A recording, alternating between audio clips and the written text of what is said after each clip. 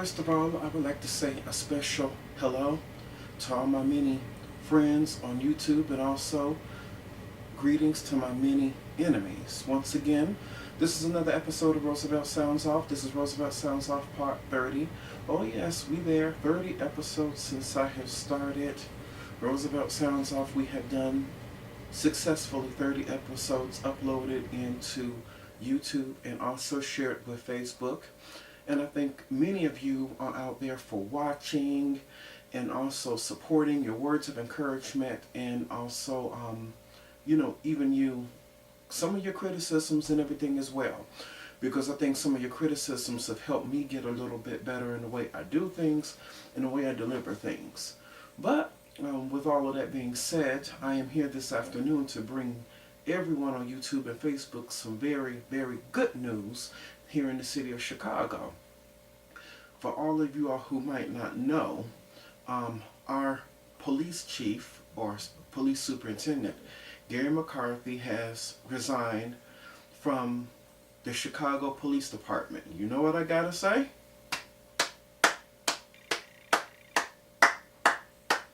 Bravo, Chicago. We did it. I say that we did it because some of you all who don't know, but as many of y'all do know, that I did participate in a couple of the protests on last week, and even the protest against Black Friday, Cyber Monday, and Christmas to economically cripple this city, because basically this city, as well as the country, is basically set up on a system of corporatism, meaning that it's the corporations who fund and get behind certain political causes. It's the corporations who fund and get behind certain candidates, and it's the corporations who also support certain higher ranking people even within the police department. And we felt as protesters that if we protest Black Friday successfully in the Magnificent Mile area of the downtown Chicago, that if you cripple the companies and cripple the corporations, then City Hall, the mayor, and whoever else is in charge will be forced to possibly make some changes. And a change was made today in the resignation of Superintendent Gary McCarthy. Because that's one of the things that we were asking for in the midst of the shooting 16 times of Laquan McDonald. That, first of all, the mayor, second of all, the superintendent, and third of all, and most of all, the state's attorney, Anita Alvarez, stepped down, because I think all three are incompetent and all three are incapable of doing their jobs and recognizing and calling police misconduct for exactly what it is, which is still police misconduct at the end of the day, especially when a videotape is presented. So the mayor, Rahm Emanuel, he was in a press conference today around 11 this morning, and he said that he asked for the resignation of Police Superintendent McCarthy. Okay, so that's one victory. Now, if we can get Anita Alvarez out, if she would be forced to resign, I think that would be great. But I know that is just like one baby step in the steps of many. But I am one of the voices, even though McCarthy is out, I am one of the voices still asking for basically police reform. Basically, I would like, as well, and I think I speak for other people around this city when I say that I would like change. In other words, that I would like to stop, or have the police stop, because it's not me who's doing it, this blue wall of silence. And I can understand that people always try to say, because that's one of the biggest arguments I got. And I guess one of the mistakes I first made on the very, very first Roosevelt Sounds Off is that I labeled all police officers as possibly being bad. But, sometimes I don't feel that that's the case. I mean, because a good friend of mine told me to say that he and other people have told me that you can't use the word all, and you can't just lump every single body in one race or one profession, even one gender, or even one religion all in one pot, that you got to take everything on a case by case individual basis. And I mean, yeah, he's right. And so I do want to say that there are some good police officers out there. But my challenge to you, who are so-called good police officers in this city and all over this country, wherever you might be listening or watching me at, that you need to start turning in your fellow brothers and sisters in blue who you personally know and see who commit crimes. A whole lot of people always want to say, yes, there are good police officers, but they might say, well, Officer Jones is a good police officer because he doesn't beat up or abuse or lie on, suspects or anything like that. That is setting the bar very, very low in my estimation. The bar is almost dragging on the ground. Because if you want to call yourself a good police officer, you cannot stand idly by while other officers that you know of might commit crimes or beat up a suspect or even plant a gun on a suspect or cause maybe someone who didn't do anything, who could be innocent of something, by planting drugs and everything on them to go away in prison and everything for years. You cannot witness this kind of stuff and still call yourself good. You have to stand up against these officers. And I mean, not stand up later on where you can't be seen. I mean, if you see an officer beating a suspect, no, you need to get involved right then and there and stop it from happening, and even threaten to put that other officer under arrest if you have to. That's what needs to happen. And we are not going to have true reform, I don't feel, within the police department unless officers right then and there are willing to get in there and turn in officers right then and there, and even put all other officers under arrest that they know who are committing crimes. Don't wait till you get to the station. Put them under arrest right then and there. Because Lord knows that you would do it to one of us. Because, I mean, I feel that it's justice in this country that is supposed to be even, and it's supposed to be justice for all. It should not have taken Anita Alvarez, the mayor's office, and all of these other high people over 400 days to charge this officer, Jason Van Dyke, with first-degree murder, especially when there was a tape out there showing it. But yet, a friend of mine has a nephew, and it was alleged that he attacked a police officer, even though he's the one who got beat up by the police officer. And he, as soon as they take him into jail, he is charged before the end of the night. I mean, what kind of justice is that?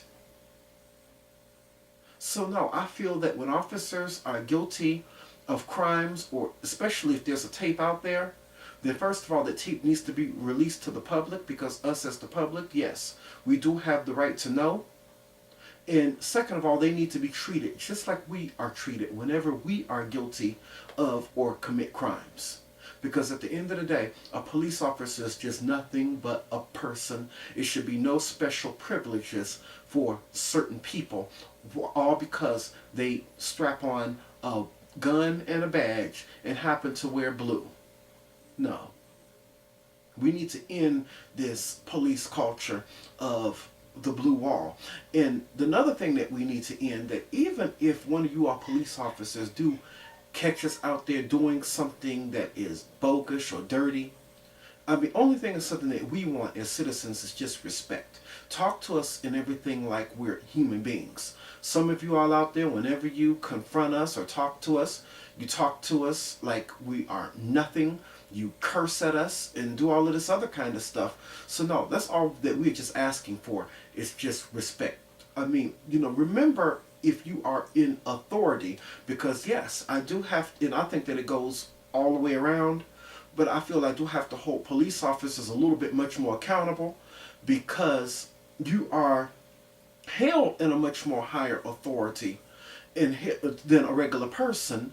Because why? You had the duty and the responsibility, and you took an oath to enforce the laws of that particular state and city, and also to enforce and back up the rights that are listed in the U.S. Constitution. So yes, you should be held to a higher standard than everyone else. That I'm asking you all out there who are good police officers, and even some of you dirty ones who want to clean yourself off and be clean one of these days, that remember the golden rule. Do unto others as you would have them do unto you. Because if it were you or your child or your mother or father, you wouldn't want some police officer coming up and cursing at them. So we're just asking that you don't do the same thing towards us who are the citizens, who are also the taxpayers of this city and who help to pay your salary. Because at the end of the day, if you are an officer in everything of the people, then you work for us. That's all we're asking. It's just for courtesy. That's it. Don't come up with something and just talk to us like we're nothing and just push us around and do all this other kind of stuff and mistreat people all because you can. And most of all, and this is one thing I hate, use your job to settle your personal problems. Like if someone broke into your home, or if someone that you found out is screwing your wife and everything on the side. No, that's personal. It's no kind of a way that you should use your job to get back at anyone who's doing something to you or someone in your family in your personal life. No. And that's the problem, I think, with police or policing. And that's how I've always said before, and I think I still stick to this one, that I don't think I would ever date or marry someone who is a police officer. Because, and I'm not going to say all again, but a whole lot of police officers that I've seen, they feel that they're police officers 365 days a year, 7 days a week, 24 hours a day. And even when they come home from the job, they don't know when to turn it off. No. If I'm married to somebody, no, and when it comes down to relationship and marriage, no, I'm a greedy little Negro.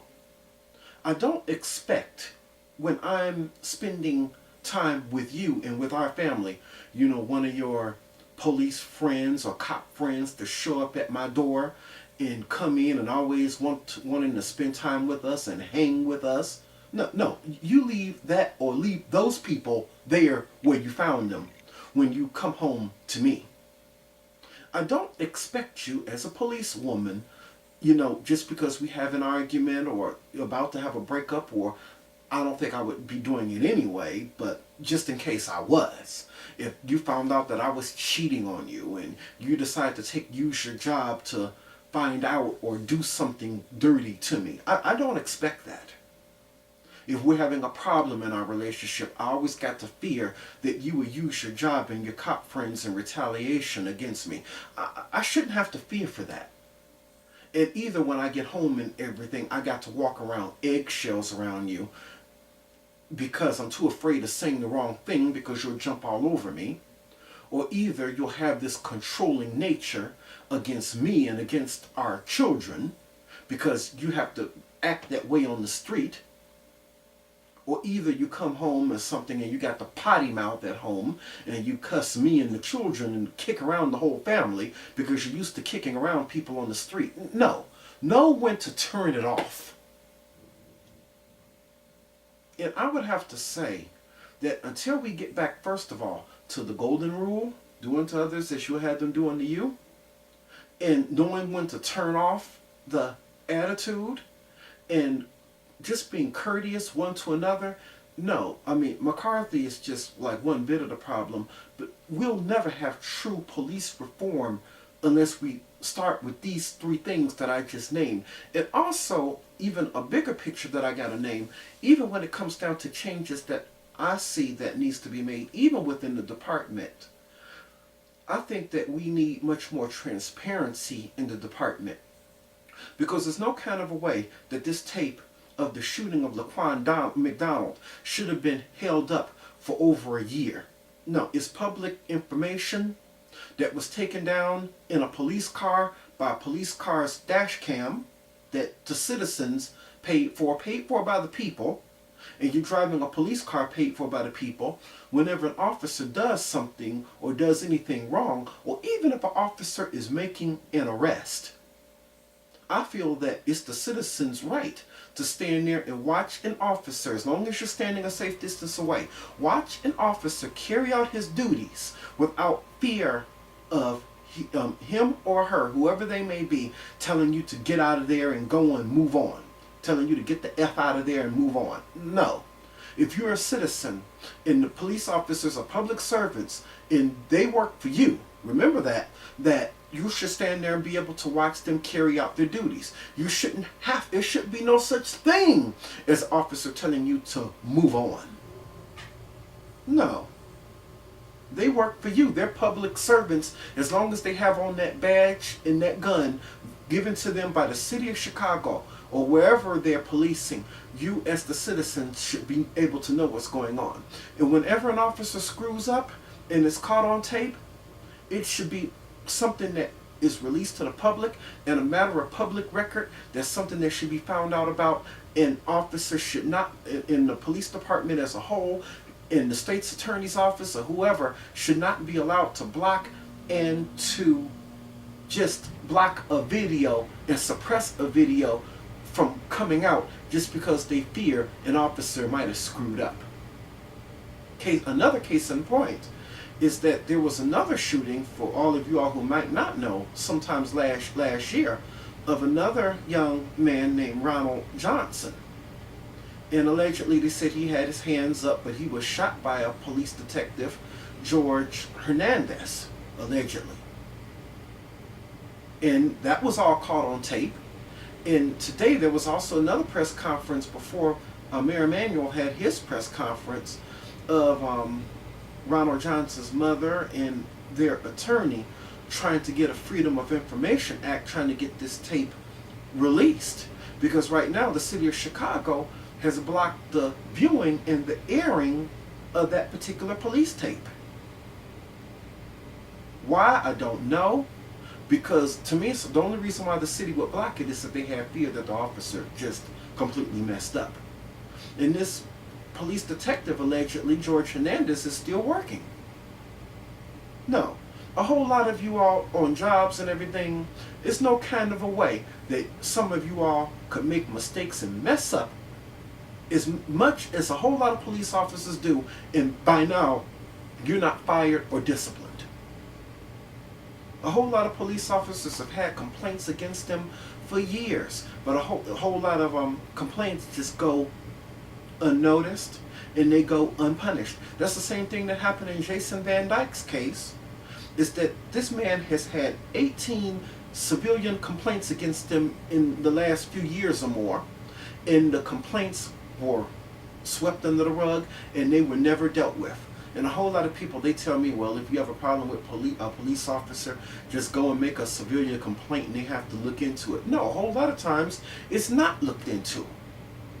So no, that's something else that we need as the citizens of the city is transparency, like I mentioned, and also a guarantee that if we do bring a complaint against a police officer, that the complaint will be looked into and investigated. So that way you won't have this culture of bad officers or officers who are becoming bad because they were never disciplined about doing smaller infractions or committing smaller infractions. Because it's quite possible that if the supervisors of Jason Van Dyke would have looked into these 18 civilian complaints, it's possible that Officer Van Dyke might have not been on the street to even shoot Laquan McDonald, but these complaints were never looked into. So now we need transparency, and we need our complaints and our voices to be heard as the citizens of this city. So until we do this, and until the city starts doing this and change the attitude and the culture of policing, then no matter who you put in as superintendent of the Chicago Police Department, we will continue on to have these problems. So I just wanted to bring you this short video It is good that Superintendent Gary McCarthy was told to turn in his resignation. So he's out. So I don't know who the next one will be. So let's just pray that this culture of corrupt, crooked policing in the city of Chicago can be changed, and somehow, some kind of a way, here in Chicago, we can move on to some kind of a brighter day. So that's one thing that we wanted as protesters, is the resignation of Gary McCarthy. So we got it. So to all of you all out there on YouTube and Facebook, I say 1 down, 2 to go. If Anita Alvarez and Rahm Emanuel could step down, that would be good too. And before I close, because I am feeling so good, and I feel that overall, that even though I know that us as citizens, even though I know that the police department, and I know that it's a difficult job, and I know a whole lot of you police officers, sometimes have it bad, and it is a difficult job. We know you have it hard, but we know that there is a wicked, evil culture of police that needs to be changed, and hopefully that you all will change it. But I think that overall that this was a victory. So I want to end this segment with Roosevelt Sounds Off and singing a little bit of a song that we used to sing in the Sanctified Church. Victory is mine, victory is mine, victory today is mine. I told Satan, get ye behind, victory today is mine. Joy is mine, joy is mine, joy today is mine. I told Satan, get ye behind, joy today is mine. Thank you all for listening to this segment of Roosevelt Sounds Off. And I'm not done yet with that other series that I've been teaching, Stupid Traditions. I still got a couple of more stupid traditions to teach you all about. And I can't wait to teach to you all about that in a couple of more days or so. So until then, I hope everyone has a very good and wonderful day. And yes, this is a victory here in the city of Chicago. Chicago, be proud. Stand up and claim your victory right now. In Jesus' name, peace and blessings to all.